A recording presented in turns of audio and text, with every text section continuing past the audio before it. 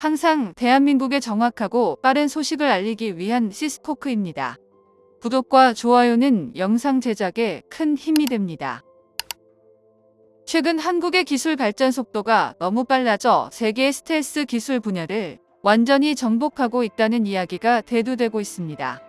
이러한 한국의 군사기술 발전은 중국과 일본 모두를 경악하게 만들고 있는데요. 이전부터 한국의 능력을 과소평가했지만 이제는 한국이 독자적인 첨단 기술로 KF-21 전투기의 성공적인 비행을 이뤄냄과 동시에 기술 발전까지 도모하고 있으니 화들짝 놀라는 모습을 볼 수 있었습니다. 하지만 일각에서는 여전히 한국이 미국산 F-22 랩터 전투기 설계도를 훔쳤다는 뜬소문이 돌고 있는 등 의구심을 품고 있을 정도로 우리의 성과를 믿지 못하고 있는데요. 최근 우리 연구팀이 세계 최초로 멀티스펙트럼 스텔스 소재를 개발하는 데 성공했다고 발표했습니다. 연구팀이 발표한 자료에 따르면 이번에 개발된 소재는 탐지 레이저 열탐지기, 최신 군용 전파 레이더를 이용한 모든 추적을 회피할 수 있는데요. 또한 가시광선에서는 주변 위장 색상을 구현하여 다양한 레이더 파장을 흡수하는 복합 기능을 가지고 있습니다. 쉽게 말해 감지가 되었더라도 공격을 회피할 수 있는 세계 최초의 소재 개발인데요. 그래서 이번 연구 결과 발표로 세계 각국의 군사대국들이 첨단 기술에서 뒤처질까 초조해하고 있습니다. 특히나 이웃 국가인 중국과 일본의 대형 언론 매체들은 이번 발표를 믿기 어렵다는 반응을 보였는데요. 요미 우리 등 일본 언론들은 한국의 과학기술 역량을 보니 이 정도 성과를 낼 수 없다고 의심하고 있으며 일부에서는 한국의 작은 성과를 과장해서 결과 발표를 했다고 비난하기도 했습니다. 뿐만 아니라 한국의 연구 성과에 대해 일본은 비웃으며 FA-50 수준의 전투기를 만든 한국이 겨우 스텔스 기술에만 허우적대고 있다며 앞으로 일본이 개발할 6세대 전투기를 따라잡을 수 없을 거라는 조롱을 하였습니다. 이러한 조롱에도 불구하고 한국의 성공은 수년간의 노력과 헌신의 결과라는 점을 주목하는 것이 중요한데요. 우리 정부는 첨단 기술 개발과 인공지능 및 무인 자율 무기체계 등을 결합한 과학기술 강군을 만들어 안보 위협을 극복하겠다고 밝혀왔습니다. 이러한 성공은 대한민국의 자주국방에 대한 열망에서 비롯되었다 봐도 무방합니다. 이를 위해 국방부는 이번 성과를 기반으로 한국의 대표 군사무기로 떠오르고 있는 K2 전차, K9 자주포, 레드백 등에 적용하여 첨단 무기체계를 만들겠다고 발표했습니다. 이에 대해 전문가들은 멀티스펙트럼 성능이 적용된 스텔스 전투기를 개발한다면 동부가 공군 우위를 완전히 지배할 수 있다고 주장하고 있습니다. 왜냐하면 현재의 기술로는 탐지는 물론 공격조차 하기 힘든 전투기를 보유하는 것은 한국을 위협하는 국가들과 특히 북한이 강력한 억제력을 행사할 수 있기 때문인데요. 그래서 연구팀은 이번 연구 성과를 바탕으로 본격적인 상용화 연구를 추진하고 있습니다. 만약 이번 새로운 스텔스 소재를 대량 생산에 성공한다면 국산 KF-21 전투기는 더욱 완벽한 전투기가 될 것으로 예상됩니다. 그런데 일본 언론과는 달리 중국의 환구15는 대한민국 전투기 사업이 주요 강국 수준의 현실적 위협이라는 내용으로 보도되고 있는데요. 사실 KF-21 전투기 사업은 이미 알려진 바와 같이 한국 공군의 전투기 노후화가 무기 종속국이라는 고리를 끊기 위해 시작되었습니다. 그러나 빠듯한 일정과 국내 기술 개발 속도를 고려하여 블록형 단계별 개발 계획이 채택되었습니다.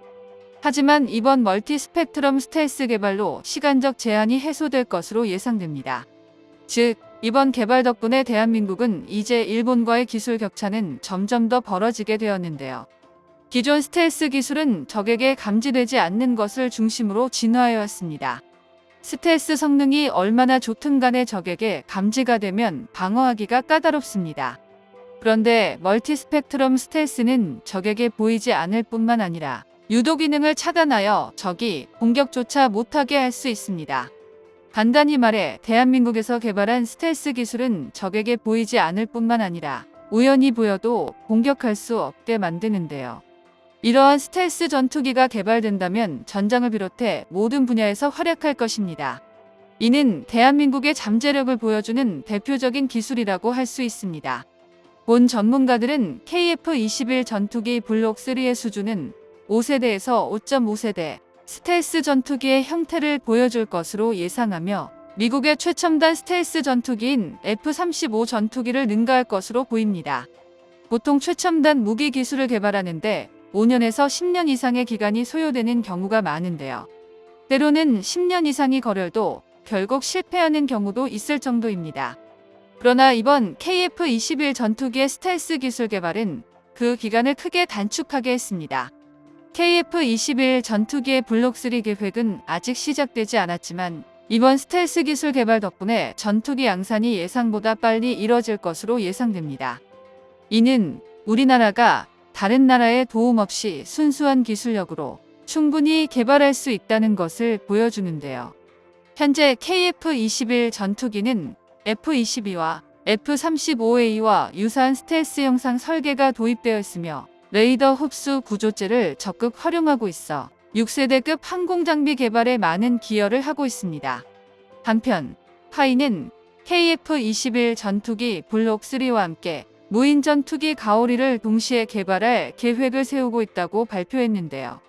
카이는 한국형 스텔스 무인 전투기 가오리 개발 사업을 통해 KF-21 블록 3와 무인 전투기 모두에 사용할 수 있는 다양한 스텔스 기반 기술을 국산화하고 있습니다.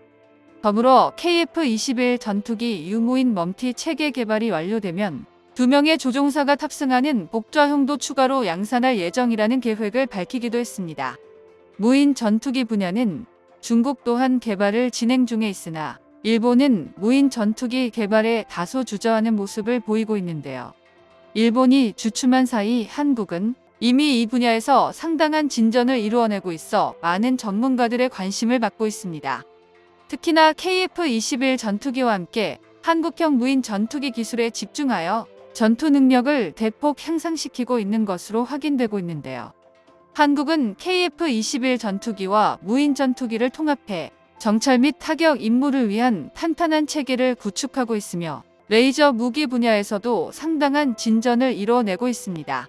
전투기 개발에서는 후발주자지만 한국의 고유한 의지와 집념을 바탕으로 가장 강력한 군사 강대국과도 경쟁할 수 있는 첨단 기술 개발에 놀라운 성장력을 보여주었는데요.